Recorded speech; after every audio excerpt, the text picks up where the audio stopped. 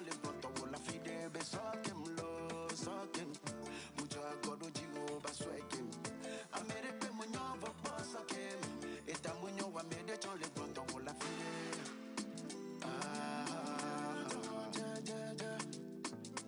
lolo kulolo ni te sokefa fofo kuno viro ni soke ya mama Toku e viro ni sokefa Waya me ya moti Holo de te soke ya Honda Sakem lo sakem Yeah jemya yo Sakem lo sakem Ash on the beat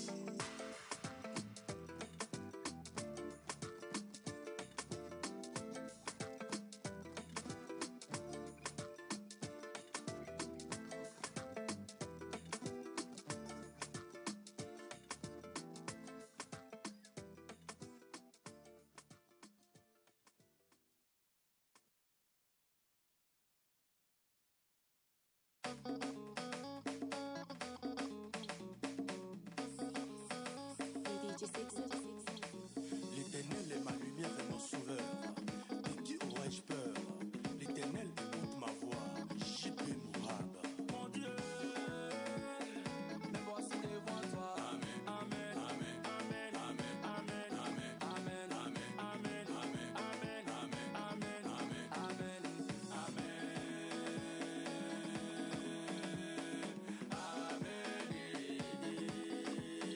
amen. Me voici devant toi. Amen. C'est toi le roi des gloires. Amen. Fais-moi avancer. Amen. Jamais reculer. Amen. Je reconnais tout ce que tu fais pour moi, mais pour toi je vais changer. Exaucer mes prières. Oh. Amen. Amen. Amen. Amen. Amen. Amen. Amen. Amen. Amen. Amen. Amen. Amen. Amen. Amen.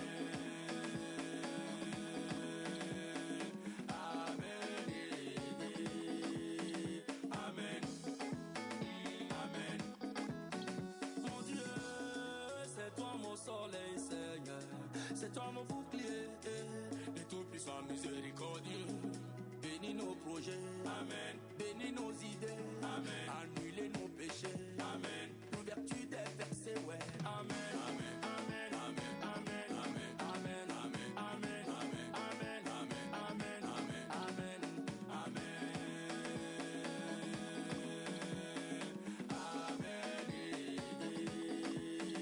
Amen. Amen.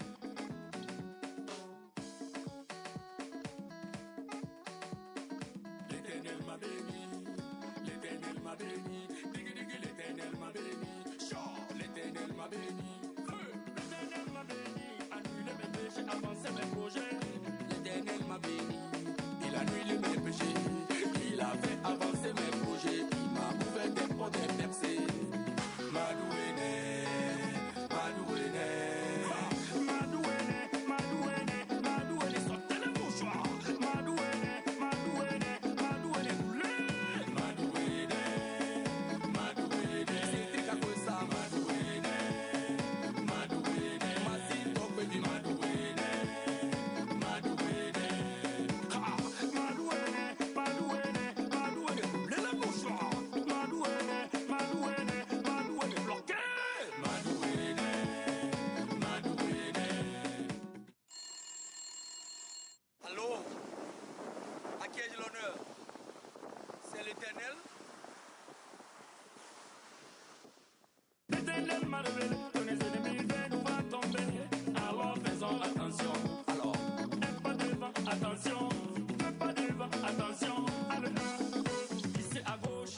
Dadjo Christophe Le Berkane. Ici à droite. Nicolas Marquis, c'est à qui Ils j'étais. sont devant nous. Attention, ils sont devant nous.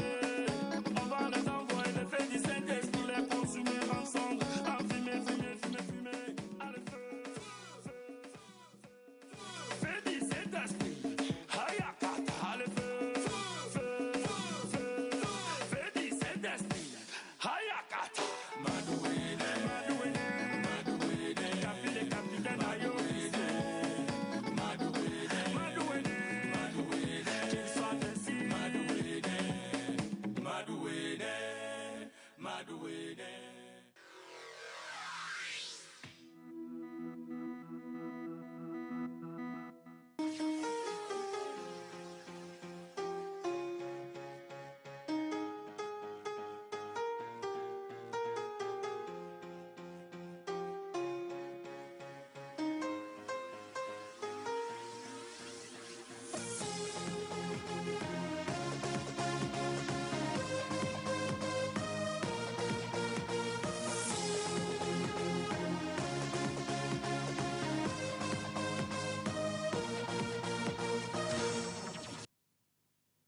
je suis ravie de vous retrouver à notre rendez-vous hebdomadaire.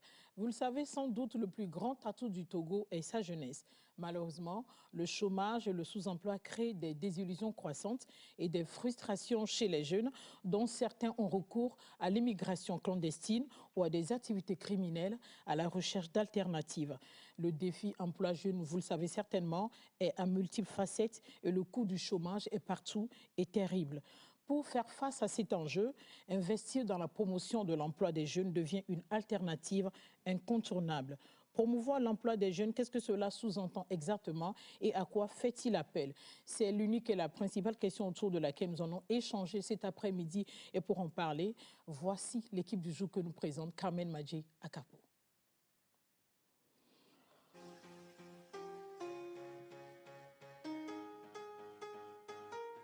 Chers amis de Podium Jeunesse, bonsoir. Aujourd'hui, Pélagie est avec Amaltiero JC. Il est entrepreneur de solutions, solupreneur, engagé comme chercheur indépendant et consultant en créativité et promoteur du challenge des solupreneurs. Sefia Menou Sessi, il est conseiller de jeunesse. Faouz Nakamboni, il est consultant en gestion des organisations et mentor professionnel. Et enfin, Sylvanus Akano, il est entrepreneur et manager chez SA & Partners.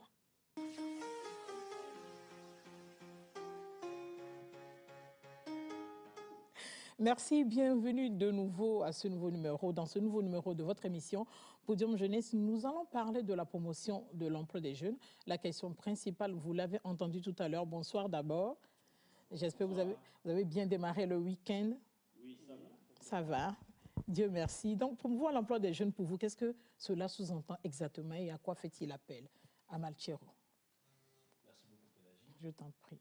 Alors, je dirais que la promotion de l'emploi des jeunes sous-entend la mise en œuvre des politiques efficaces pour engager les jeunes dans des activités économiques.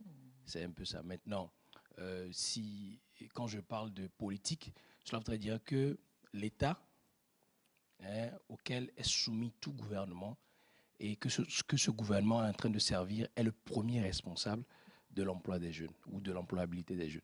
Alors, si on veut voir l'aspect en tout cas, ce à quoi cela fait appel, il faut dire que moi, je le place sur deux pôles.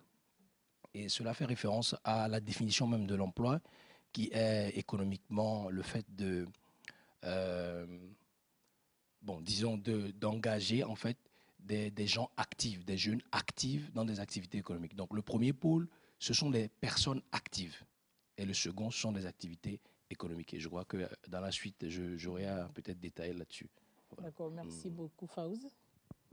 Alors, je peux dire par là que l'emploi des jeunes est la mise en place d'un cadre qui permet aux jeunes qui sont actifs, comme le disait Amaltiero tout à l'heure, exprimer leurs talents et surtout mettre leurs talents là au service de leur État, que ce soit au niveau des organisations privées, publiques et surtout de porter haut ce talent-là même au-delà des frontières. Donc la mise en place d'un cadre concernant cet emploi des jeunes s'est exprimée au niveau du Togo, de même qu'au niveau du cadre international, et cela permet de véhiculer, n'est-ce pas, toutes les notions d'apprentissage et surtout d'application de tout ce que l'on a appris. Merci beaucoup Sylvanus. Déjà, je tiens à vous remercier pour l'invitation. Je vous en prie. Je crois que de peur de répéter mes copanélistes, ils ont tout dit. Il faut peut-être parler donc de l'explication de la définition terre à terre pour faciliter en tout cas l'explication à tout le monde. La promotion, c'est simplement le fait d'encourager une certaine initiative, de provoquer en tout cas un avancement. Et puis l'emploi, c'est de façon terre à terre, c'est une activité génératrice de revenus.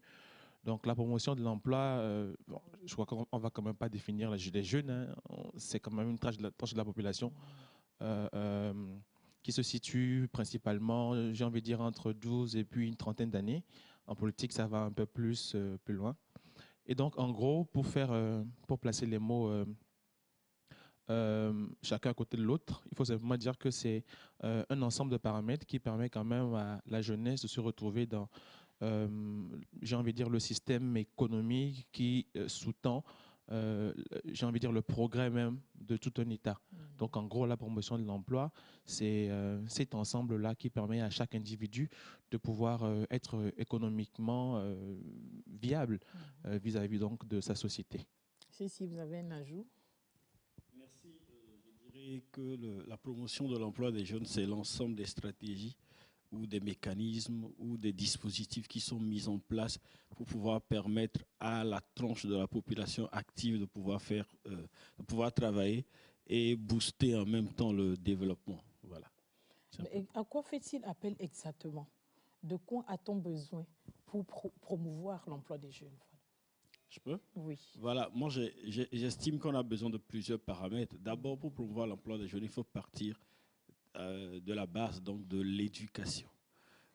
Et c'est ce que aujourd'hui, quand vous prenez la politique nationale de la jeunesse du Togo, elle a été claire, elle définit également le fait qu'il faut qu'il y ait une adéquation entre l'emploi et la formation. Parce que ça ne sert à rien de former des gens si demain, ils ne vont pas se retrouver où ils se cherchent. Donc cela commence par le bas âge, depuis ce que peut-être les enfants aiment, ce que les jeunes aiment, qu'est-ce qu'ils veulent apprendre. Et cela passe également par l'orientation, que ce soit l'orientation scolaire, académique, le choix des filières, le choix même des métiers ou le plan de carrière. Donc tout passe par l'éducation.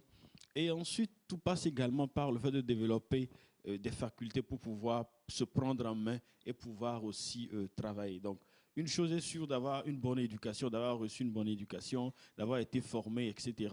Vous avez le diplôme. Une autre chose est également de voir si vous maîtrisez toutes les conditions qui tournent autour du fait de pouvoir obtenir un emploi. Donc, beaucoup de compétences qu'il faut.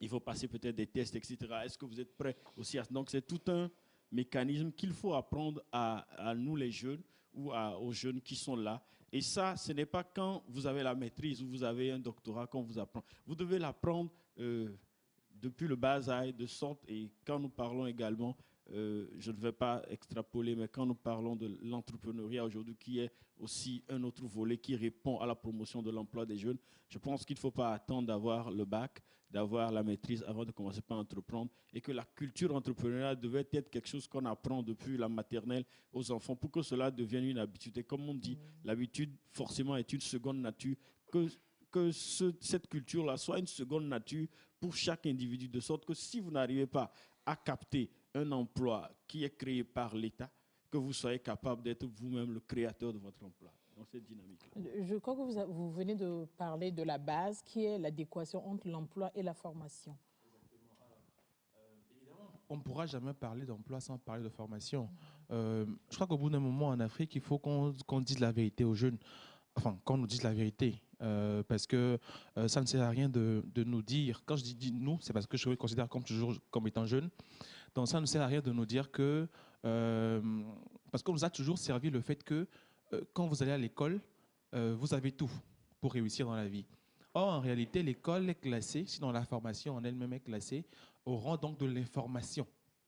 Donc en réalité, pour trouver un emploi de façon globale, comme le dirait quelqu'un, il faut 25% de la formation, sinon de l'information qu'on nous donne à l'école, qu'on nous fait passer pour les 100%. Il faut ensuite 25% donc de l'expérience. Donc en principe, après la licence, pour ceux qui font des parcours LMD, après la licence, il faut aller chercher un stage. Après le stage, on cherche donc la spécialisation au niveau master, mais tout est mélangé malheureusement chez nous. Ensuite, il faut un savoir-être qui constitue aussi 25%. Et au final, il faut de la compétence. Donc, c'est un peu ces 4 éléments réunis qui permettent à ce que l'individu en lui-même puisse se dire être apte à trouver de l'emploi. Maintenant, comme je le dis, la formation elle est très importante. Moi, je considère que à ce 21e siècle, on n'a pas besoin d'avoir un doctorat en philosophie, honnêtement. Ça ne sert absolument à rien du tout. Parce qu'entre-temps, j'ai vu une information sur Internet, c'est juste une parenthèse que j'ouvre, où on clamait en fait un jeune docteur de 27 ans de philosophie. Alors c'est intéressant, il va s'appeler docteur, c'est une fierté pour ses parents, pour ce titre-là qui est acquis. Maintenant, au-delà, je ne vois pas ce que la philosophie en elle-même apporte concrètement à l'Afrique. Pendant qu'on a a besoin de médecins, on a besoin d'ingénieurs, on a besoin donc d'hommes et de femmes valides qui soient dans le domaine technique et pratique. Donc, quand je parle de formation, il faut qu'il y ait une mise à jour obligatoire de la formation pour qu'on ne parle plus d'inadéquation de la formation. Et puis l'emploi, il faut que ça cesse au bout d'un moment parce que durant tout notre parcours à l'école, on n'a pas cessé de nous casser les oreilles avec cette inadéquation. Et pourtant, depuis là, il n'y a pas eu de réforme éducative en Afrique depuis 1960. Donc, à la base, ce qu'on apprend à l'école, c'est ce que les colons avaient décidé qu'on apprenne. Désolé de dire comme ça, mais c'est ça la réalité. Je crois que ce n'est pas un secret pour personne. Donc, il faut que les dirigeants davantage fassent la promotion des lycées techniques et scientifiques, parce que c'est ça, en fait, qui sauvera l'Afrique. Ça ne sert à rien d'aller jusqu'au doctorat, d'être toujours un chercheur si la solution... les populations l'attendent. Donc, en gros, il faut d'abord la formation au niveau. Donc, c'est vrai que il faut le dire. Je rejoins le monsieur avec le nom compliqué. Alma Tchero, c'est pour le taquiner. Mais il faut obligatoirement que les politiques prennent le taureau par les cornes, parce qu'au bout d'un moment, et je crois que c'est une question qui va arriver à coup sûr, c'est que on finira toujours par tomber j'ai envie de dire, dans un monde où la jeunesse finira par devenir un boulet que les dirigeants seront contraints de traîner. Et donc, l'Afrique ne pourra jamais se développer. Donc, la formation est très importante. Ensuite, le deuxième point, il faut obligatoirement que les politiques créent des cadres qui permettent quand même, du moins ce qui encourage les initiatives privées et qui ne leur donnent pas l'impression de les asphyxier, mais qui les encourage à aller de l'avant, facilitant justement l'accès au financement, parce qu'on ne le dit pas souvent, l'État, c'est vrai, ne pourra pas créer de l'emploi pour tout le monde, mais l'État peut en même être en mesure de créer des conditions, de créer des cadres, des mécanismes qui facilitent justement les initiatives privées dans lesquelles les jeunes peuvent trouver de la place. Voilà.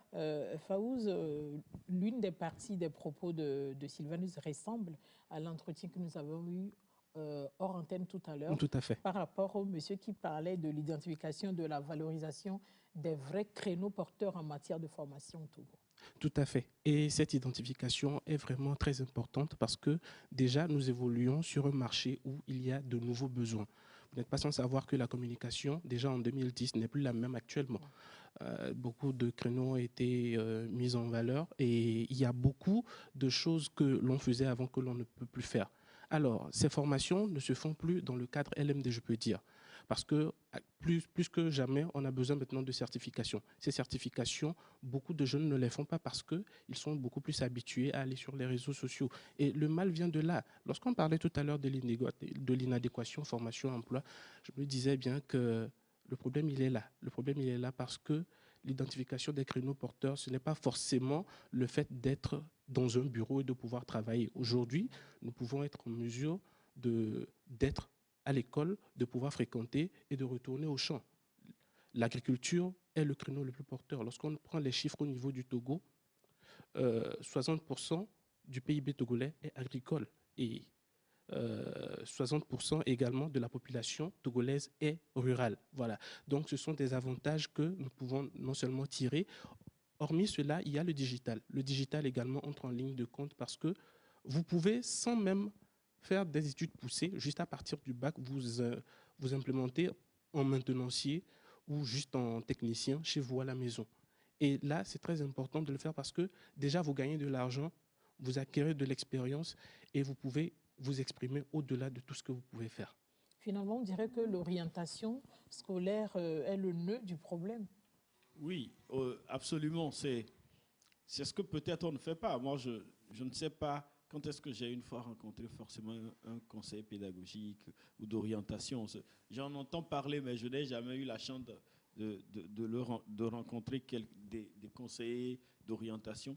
C'est vrai qu'à l'université, on vous oriente quand vous arrivez, mais on regarde juste vos notes, etc. Donc, les notes, ça ne veut rien dire. Parce qu'à l'examen, vous pouvez taper une forte note, mais vous n'êtes pas forcément assez compétent dans ce domaine. Et des fois, on ne vous demande même pas ce que vous voulez. Moi, j'ai eu cette expérience-là au lycée où mon proviseur insistait pour que je fasse la série D. Je dis, non, moi, je ne me sens pas vers là. Je veux aller vers ici. Et la preuve, c'est que j'ai pu lui démontrer que j'ai fait un bon choix. Je fais le choix de mon cœur et je sais que je dois mettre tous les moyens de mon côté pour qu'il ne me dise pas tu as vu, je t'avais dit, voilà. Donc, mais c'est un problème aujourd'hui, on ne demande pas. Et même là, dans nos familles, combien de parents demandent aux enfants, tu veux faire quoi?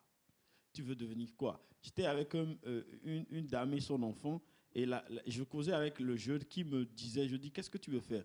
Il dit, lui, il veut être mécanicien. Donc, quand il a dit mécanicien, en fait, la maman qui était dans la chambre a commencé par crier, tu es malade? Mais il fallait arrêter depuis le CM2. Pourquoi tu as eu le bac, etc. C'est vrai que ça semble être risible, mais c'était profond. J'ai dit, maman, laisse-le finir. Et ensuite, il me dit, il veut être mécanicien des avions. Donc là, ben, écoutez, mécanicien d'avion, on ne les trouve pas dans tous les coins de rue. Ça veut dire que c'est des études très poussées en informatique, etc. La preuve, c'est que ce jeune, il est allé en médecine, il s'est, en fait, en mathématiques, il s'est promené. Mais quand il est entré à l'IAI, je vous assure, c'est le feu. Parce que là, il était dans son domaine. Il pouvait vous couper la lumière dans la maison avec son portable.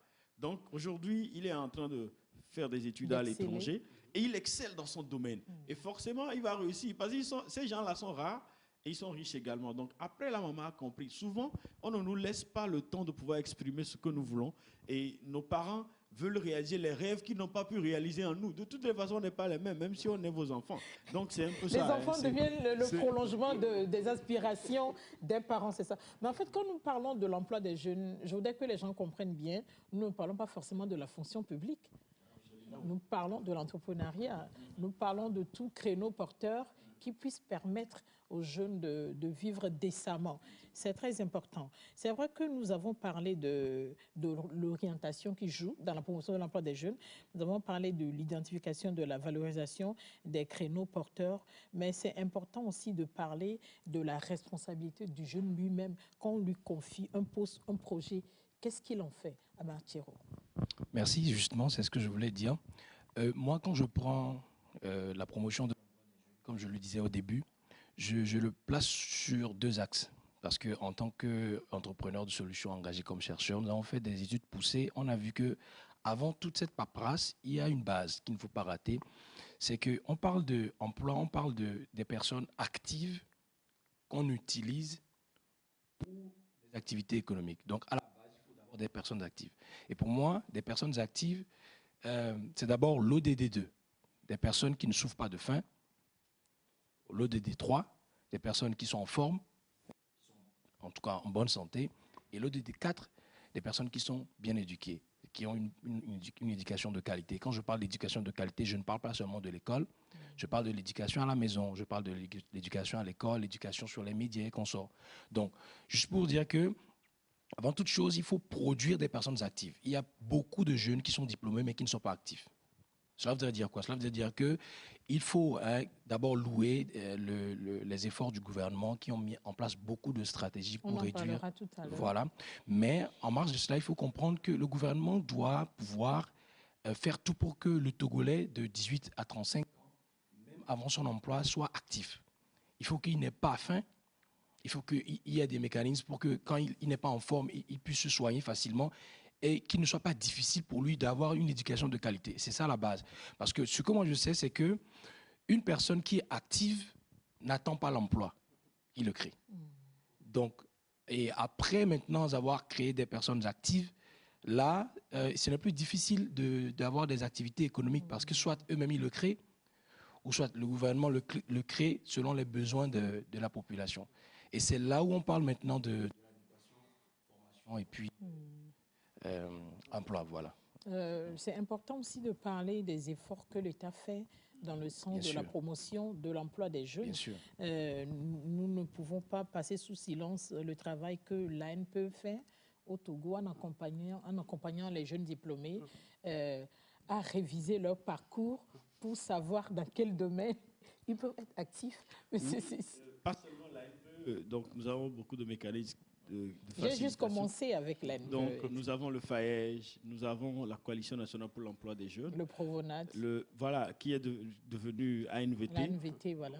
Beaucoup d'autres mécanismes. Aujourd'hui, il y a des structures qui sont mises en place pour développer la fintech, l'agroécologie, etc., comme les incubateurs qui ont été mis en place. Il y a l'ANPGF aussi. L'ANPGF. Et voilà, j'ai la joie peut-être d'annoncer qu'il y a un nouvel incubateur qui est installé à la Maison des Jeunes de Dapaon. Je l'ai appris ce matin. Donc, de sorte de pouvoir décentraliser, parce que les choses peut pas rester à Lomé et les autres populations ont le même droit.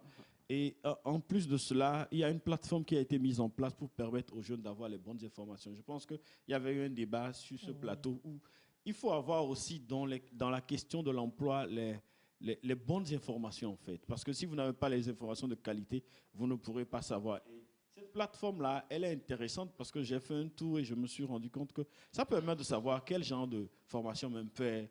Toi-même, tu fais une sorte de quiz de tes valeurs, de tes compétences. Ça t'oriente, on va vers ici, etc. Cette plateforme s'appelle Léling. Je pense que c'est, en kabyle, ça veut dire la joie. Bon, tout ce qui est bon.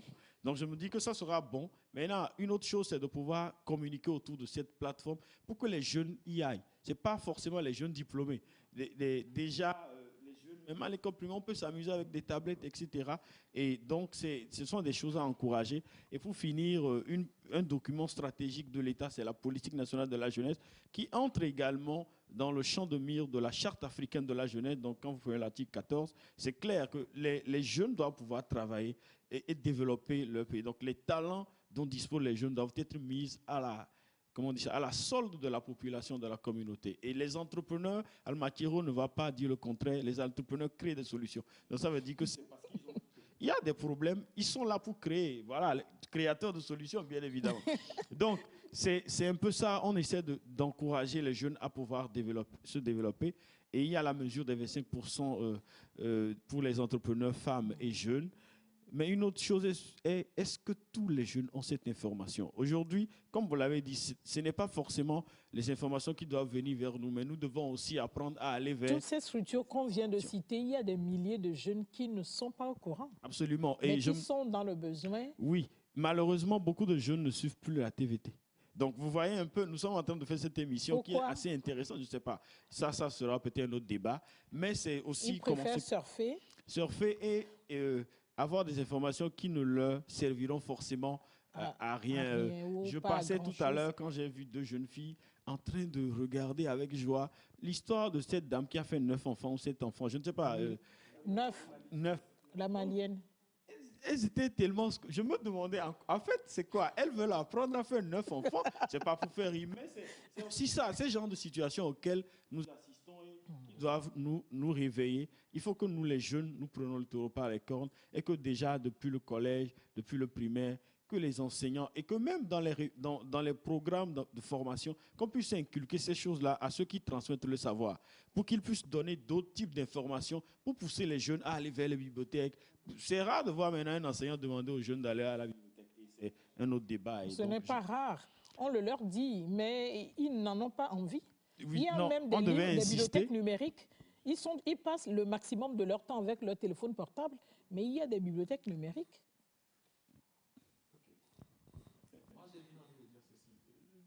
J'avais voulu rebondir sur 2 aspects. D'abord, l'orientation. L'orientation en elle-même, vous allez vous rendre compte que ce qui se fait dans les universités, en réalité, ce n'est pas de l'orientation à proprement parler. Le fait de regarder les notes et puis de dire...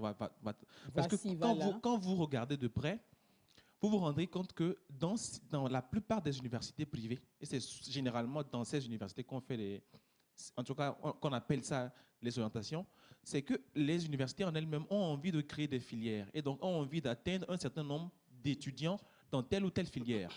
Donc, vous allez vous rendre compte qu'on vous force en réalité à aller vers ces filières-là. Donc, dans le fond, vous ne le voulez pas vraiment. Mais je crois que c'est à l'issue d'un entretien qu'on vous conseille de choisir telle ou telle filière. En réalité, ce conseil, ce n'est pas un conseil en tant que tel. C'est-à-dire que du moins, c'est un cadeau empoisonné.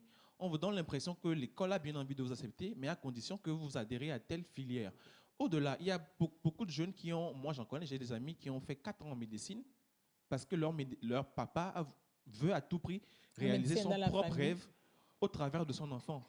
Donc l'enfant finit avec le diplôme juste pour faire plaisir à ses parents et après, moi j'en connais également avec qui j'ai fréquenté qui ont un master 2 et qui reviennent malheureusement faire le stylisme, la mode et tout ça, qui reviennent apprendre un métier.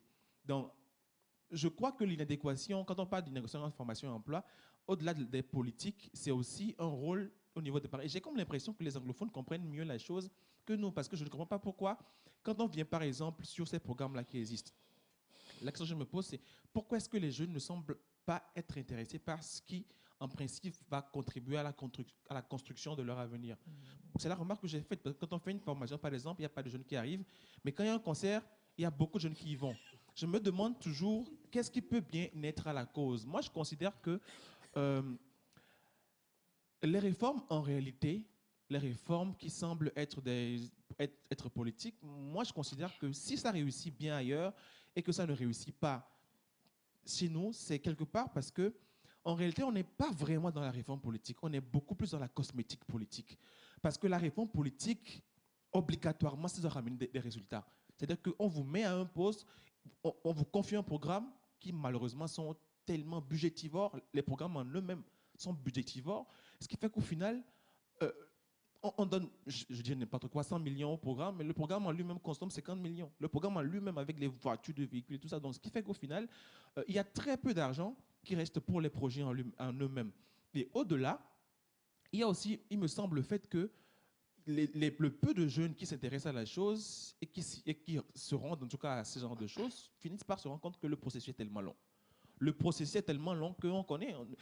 Et j'ai envie de dire, c'est un problème qui est presque géopolitique, hein, c'est-à-dire que c'est transversal quasiment à tous les pays africains, c'est qu'on préfère prendre telle année, tel frère, le clientélisme en réalité, si on veut, le clientélisme ou le népotisme, c'est-à-dire on préfère prendre telle personne, pas parce qu'il le mérite, hein, mais parce que c'est un proche et tout ça, donc on l'insère et on lui donne le financement et après on se rend compte qu'il n'a rien foutu avec. Le résultat n'est pas là. C'est pour ça que je rejoins M. Almachero, si je l'ai bien prononcé. C'est-à-dire que si la personne elle est active en elle-même, naturellement, les choses se font. C'est-à-dire qu'elle n'a pas besoin de forcer, elle n'a pas besoin Et c'est un problème même, le fait de recruter sur les diplômes, moi, je considère. Il faut recruter, à mon sens, sur les compétences que sur les diplômes. Merci, Faouz. Oui.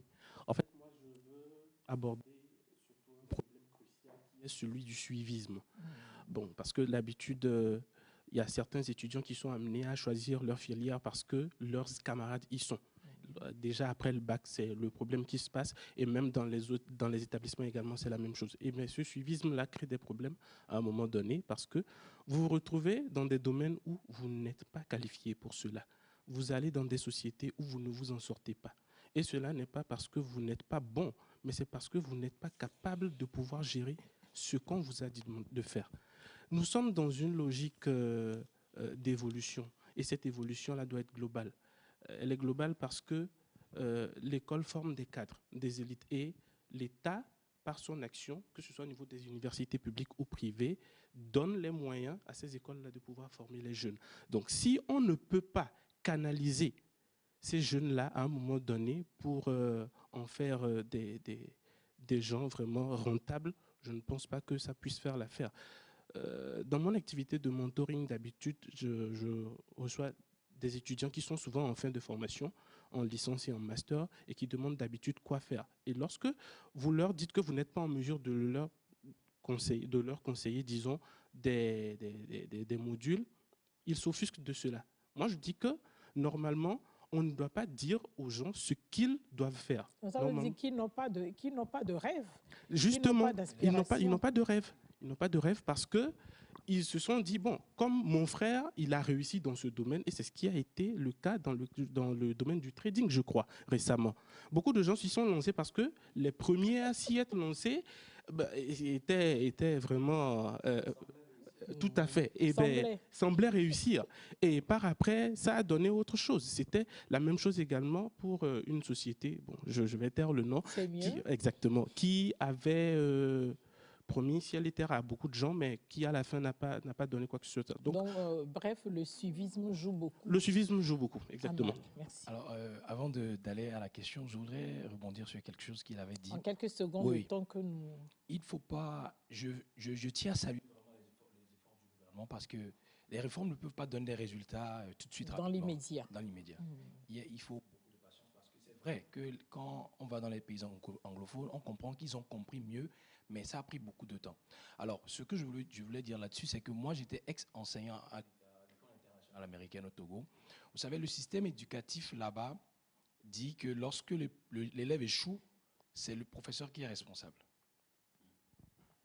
Donc cela veut dire que vous ne forcez pas les choses, vous cherchez à comprendre l'élève à son niveau.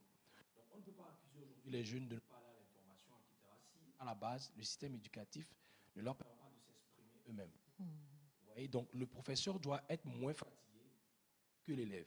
Cela veut dire que vous devez envoyer plus l'élève à des recherches. Et quand il est habitué, lorsqu'il sort, il a son bac, qu'il n'y a pas d'emploi, il cherche des solutions pour pouvoir contribuer d'abord lui-même à son bien-être ou à son évolution et celui de sa société. Donc c'est vraiment important de comprendre que l'éducation est la base de la promotion de l'emploi des jeunes parce que l'État ne peut pas tout faire. Il faudrait que ces jeunes-là contribuent. Et c'est pour ça que moi je parle aujourd'hui de créativité. Parce que quand je dis consultant en créativité, beaucoup de gens disent mais c'est quoi?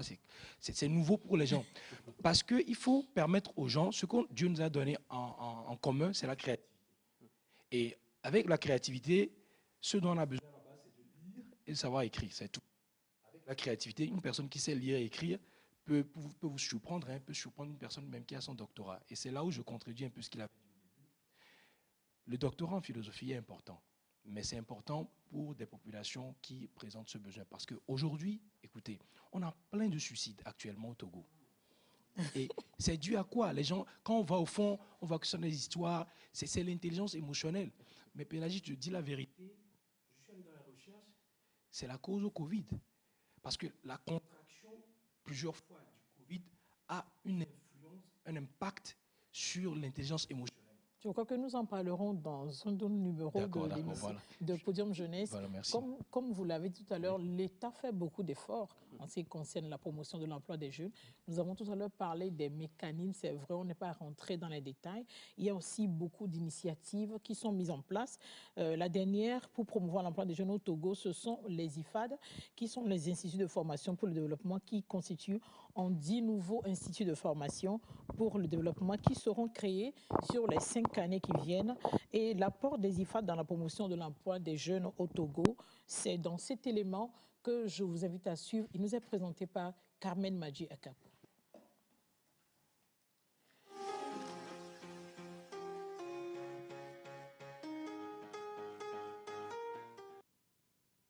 Le chômage et le sous-emploi font partie des défis de développement qui créent au sein de la jeunesse des désillusions croissantes et des frustrations.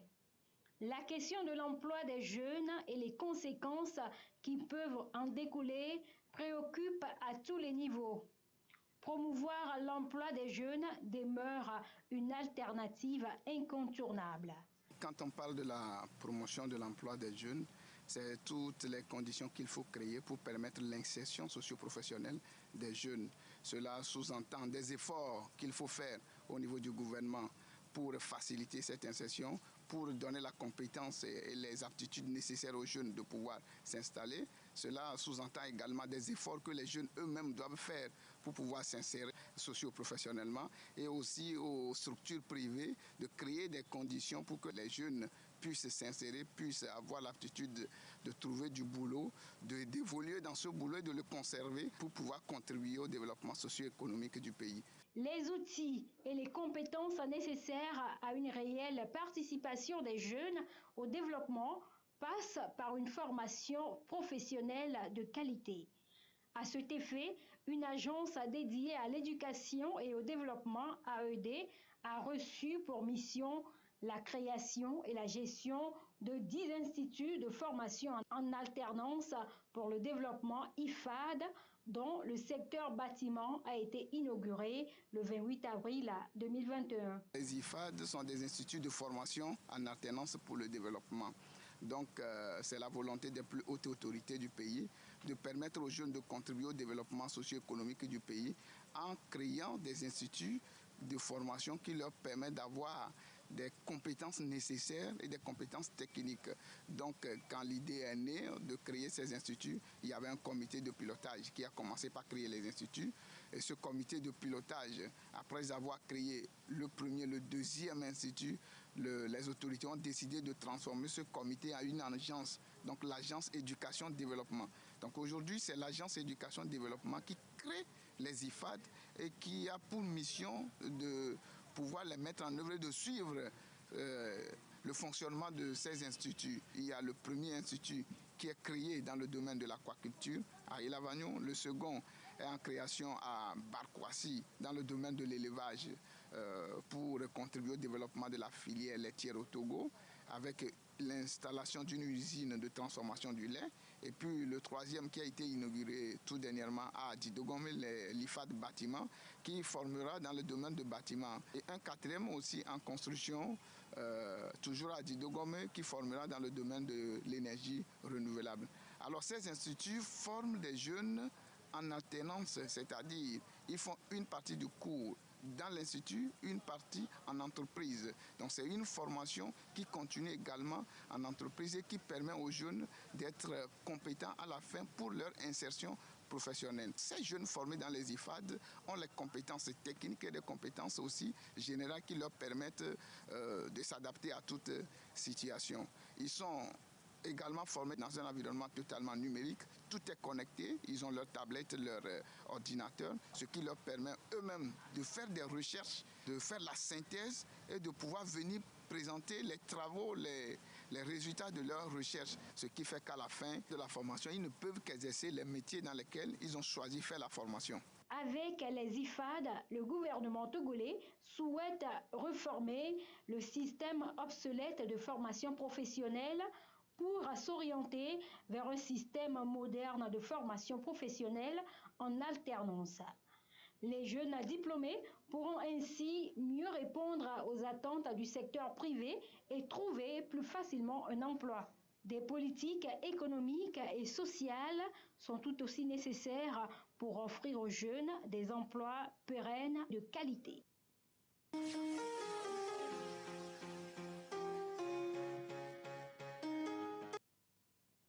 Nous venons de découvrir la dernière née, je peux l'appeler ainsi, des initiatives allant dans le sens de la promotion de l'emploi au Togo. Merci beaucoup, Pélagie. Vraiment, je tiens à saluer cette initiative parce que je suivais depuis, je crois, quelques mois cette inauguration de ces instituts. Et comme le reportage l'a dit, j'ai aimé le terme qu'elle a utilisé. Elle a dit les systèmes obsolètes. Donc ça voudrait dire que aujourd'hui, l'État met à jour en fait, le système éducatif. Exactement. Cette formation puisse être adéquate à avec la le demande besoin du marché de l'emploi. Effectivement. Et tous ceux qui sont en train de faire, je crois que nous avons besoin de cela. Si même ils sortent et qu'ils ne trouvent pas de l'emploi, ils vont se les créer. Merci beaucoup. Moi, je salue également cette initiative et je souhaiterais, c'est un plaidoyer, qu'on aille à 20 IFAD. Donc, qu'on ait peut-être une IFAD, pourquoi pas plus de 20 IFAD par préfecture, en tenant compte des besoins, des potentialités de chaque. Donc, vous voyez un peu, si on crée les métiers de la métallurgie, tout ça là, dans la zone de la Cara, parce qu'il y a le fer, etc. Donc, qu'on puisse tenir compte de tous ces paramètres. Je salue également cette initiative. Et c'est important, le positionnement géographique. Moi, je me dis, si j'étais encore élève au lycée technique d'Adidogome, c'est très simple. Hein. Je finis là, je me prépare pour aller dans une IFAD, pour aller mettre à profit les savoirs. Donc, c'est plus de pratique et ça permet, comme on l'a dit, l'alternance. Et c'est aussi ça le vrai problème. Donc, puisque, comme l'a dit Sylvanus, on n'a pas été formé et on n'a pas toutes les skills, les compétences qui nous permettent de rentrer directement dans l'emploi. Mais avec ce système-là, vous faites un peu de théorie, on vous amène à appliquer en entreprise et on vous pousse. Moi, je pense qu'il faut les pousser même à créer leur propre entreprise et voir quels sont les mécanismes qu'il faut mettre en. Peut-être c'est ce que M. Tommy ne nous a pas dit, mais peut-être ça sera fait après, où on va pousser les jeunes qui vont finir de la formation à pouvoir créer leur entreprise, on va les suivre. Et d'ailleurs, il y a le FAEJ qui est là, il y a d'autres mécanismes qui sont là, qui peuvent accompagner les incubateurs aussi, qui aident les jeunes à pouvoir créer des solutions qui permettent aux populations de s'en sortir. Voilà. Merci Sylvanus. Alors, évidemment, c'est une initiative louable, hein, on ne pourra pas dire le contraire. Moi, j'ai presque envie de dire que c'est ce dont le Togo avait besoin depuis très longtemps. Et je rejoins donc, évidemment et naturellement, mon frère, mon aîné, qui pense qu'il faut aller au-delà du chiffre. Pourquoi pas une centaine? On peut parce que la population, évidemment, la population. Commençons d'abord par un, et puis. naturellement, la population est majoritairement très jeune et il faut véritablement, moi je considère que ça vient en fait, c'est un peu comme la suite des lycées techniques. Et évidemment, quand vous sortez de ce genre d'institut, vous êtes compétent tout de suite. Vous savez quoi faire en fait. Employable en même temps. Vous êtes employable, exactement. Donc,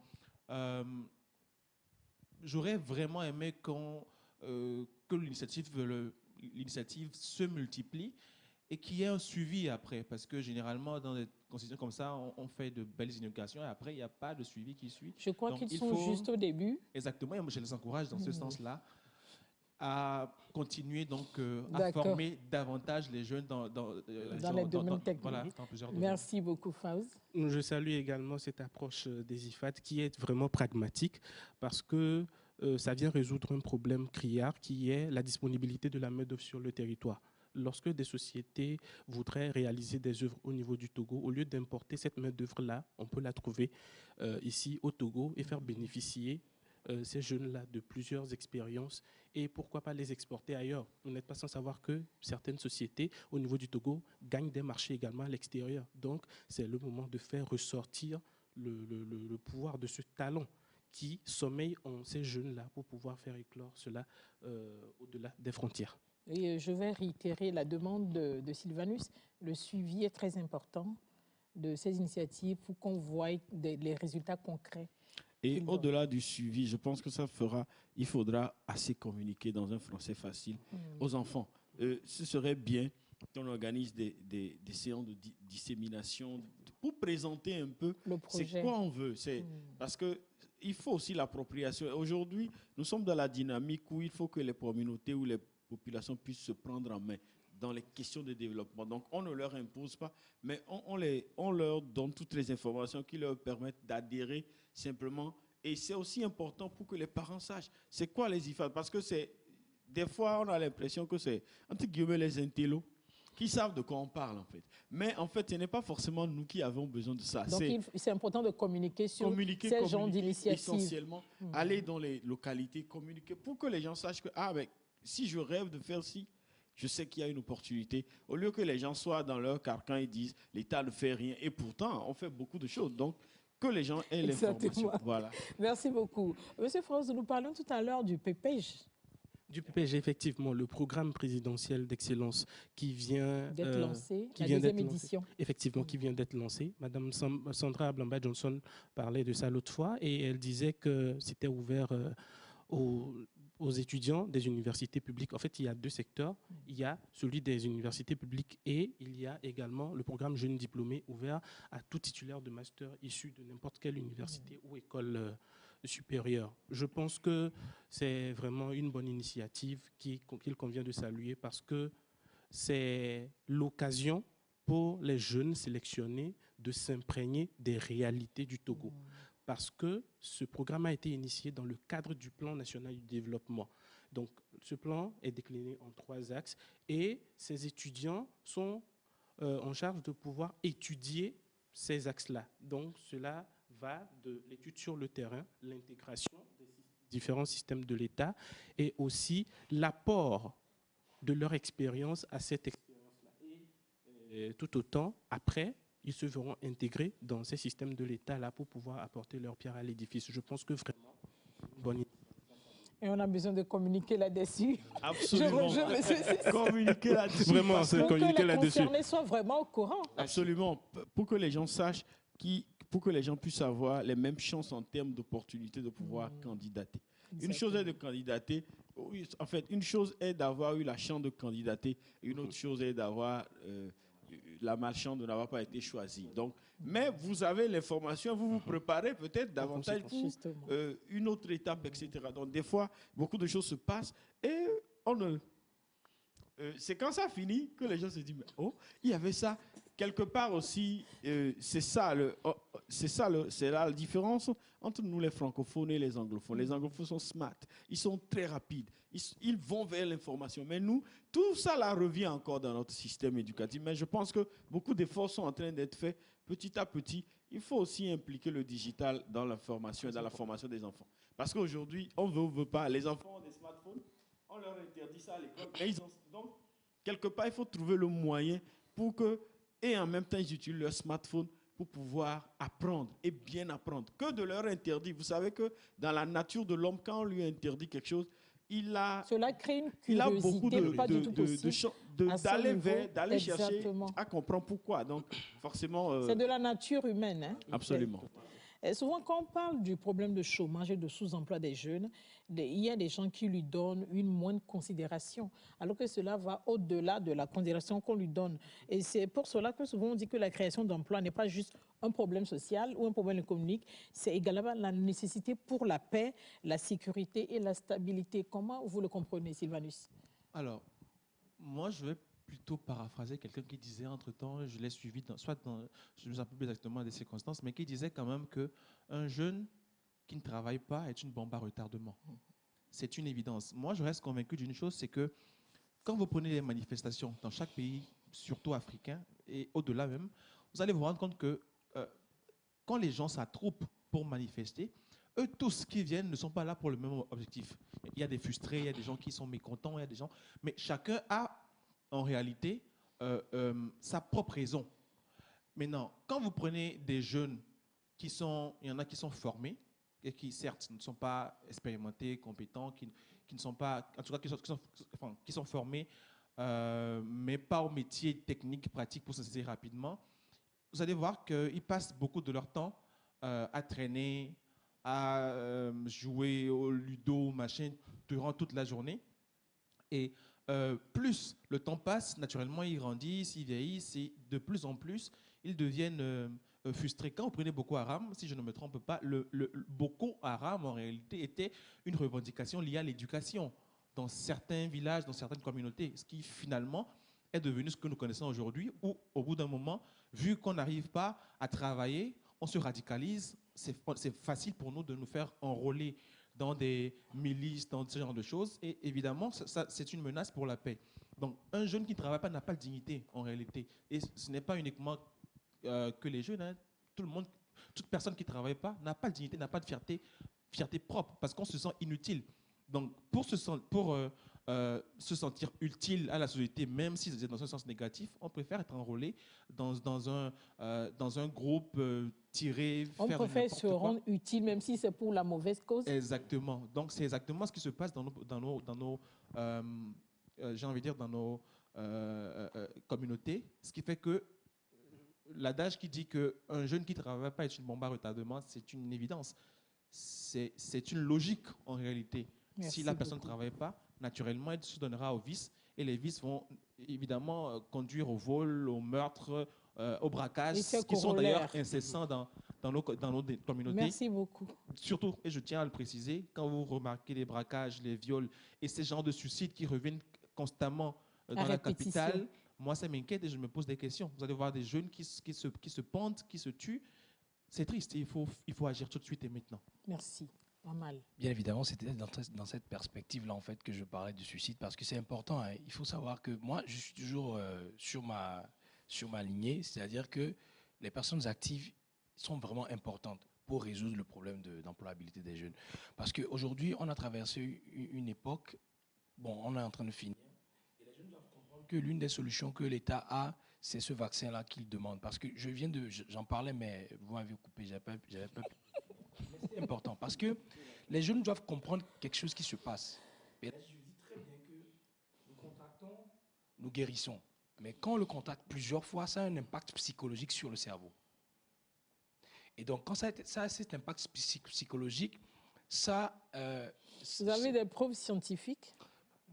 Je n'ai pas de preuves scientifiquement détaillées, prouvées, mais j'ai déjà fait des observations sur moi, sur des amis, plusieurs amis, qui manifestent les mêmes symptômes, c'est-à-dire des symptômes où tu es là et puis tu n'as pas envie de dormir, tu fermes les yeux, tu ne dors pas, et tu te promènes la nuit, tu secoues un peu la tête, tu as des commotions cérébrales.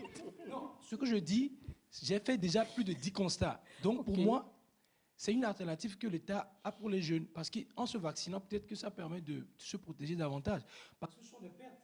On ne sait pas, celui qui s'est suicidé, peut-être qu'il sera demain un Premier ministre, il sera demain peut-être un ministre, on ne sait jamais. Donc c'est pour dire que le problème de l'employabilité des jeunes, c'est vraiment très important pour la sécurité dans la mesure où quand les jeunes travaillent, comme cet adage le dit, le travail éloigne de nous trois grands mots, l'ennui, le vice et le besoin. Voilà, donc quand les jeunes travaillent, ils sont à l'aise, ils sont stables, ils contribuent que de plus critiquer. Et vous allez voir qu'on critique plus l'État aujourd'hui. Ce n'est pas à cause de directement, mais c'est à cause... moi, je crois que la jeunesse togolaise est passée de l'étape de la plainte à l'étape de se rendre utile. Je ne sais pas si c'est moi seul. Bon, je veux lui laisser... en partie. Cécile, 2 secondes. Oui, 2 en secondes. partie. Et comme disait Victor Hugo, donner du travail aux gens et la criminalité va cesser.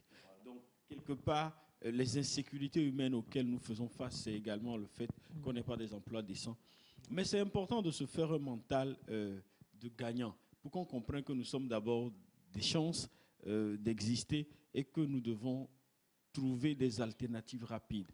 Donc, la question du sous-emploi aujourd'hui, c'est peut-être parce que nous-mêmes, nous ne sommes pas convaincus de ce que nous voulons faire. Je pense qu'il serait bien qu'il y ait des séances de communication pour booster les jeunes. On en a besoin, même tout le monde a besoin à un moment donné que quelqu'un te dise vas-y, fonce. C'est important de pouvoir avancer parce que des fois, des situations font que vous pouvez arriver à douter. On se sent à la lisière de sa vie. On se sent délaissé, etc. Merci beaucoup, Faouz. Tout à fait. Moi, j'aimerais parler d'un rapport que les éléments français du Sénégal ont fait. Vous n'avez que 2 secondes. Tout à fait. C'est une base militaire au niveau du Sénégal. Ils ont fait une étude et réalisé que 50% des jeunes diplômés sans emploi devenaient des cyberactivistes et pirates, surtout. Le système du 419 est né de là, où vous transformez votre salon, bien votre chambre, en véritable laboratoire, avec beaucoup d'ordinateurs. Donc, vous vous mettez à faire de petits larcins, comme gruger les cartes bancaires des gens, essayer de traquer les numéros de compte et tout, voilà. Et déjà, même ça pose un problème, parce qu'on n'est plus en sécurité. Exactement. Et c'est parce que ces jeunes-là ne travaillent pas. S'ils étaient occupés, ils allaient pouvoir faire autre chose. D'où la nécessité de promouvoir l'emploi pour pouvoir arrêter cet état de fait. Merci beaucoup. Ce que moi j'ai aimé dans cette émission, c'est que la promotion de l'emploi des jeunes n'est pas seulement du ressort de l'État. Les parents ont aussi un grand rôle à jouer là-dedans, surtout en matière d'orientation des enfants dans le choix des filières, des créneaux qui sont porteurs. Nous sommes arrivés à la fin de nos échanges. Promouvoir l'emploi des jeunes, chers amis, consiste tout simplement à investir de façon stratégique dans les jeunes afin que demain, le nouvel horizon d'un Togo dynamique et prospère devienne réalité. Je remercie Amal, Cécile, Faouz et Sylvanus d'avoir passé ces moments avec vous. Et c'est avec un grand plaisir que moi aussi je l'ai passé avec vous. Et ça sera avec le même plaisir que je vais vous retrouver le samedi prochain pour un autre sujet tout aussi intéressant. Merci et à samedi.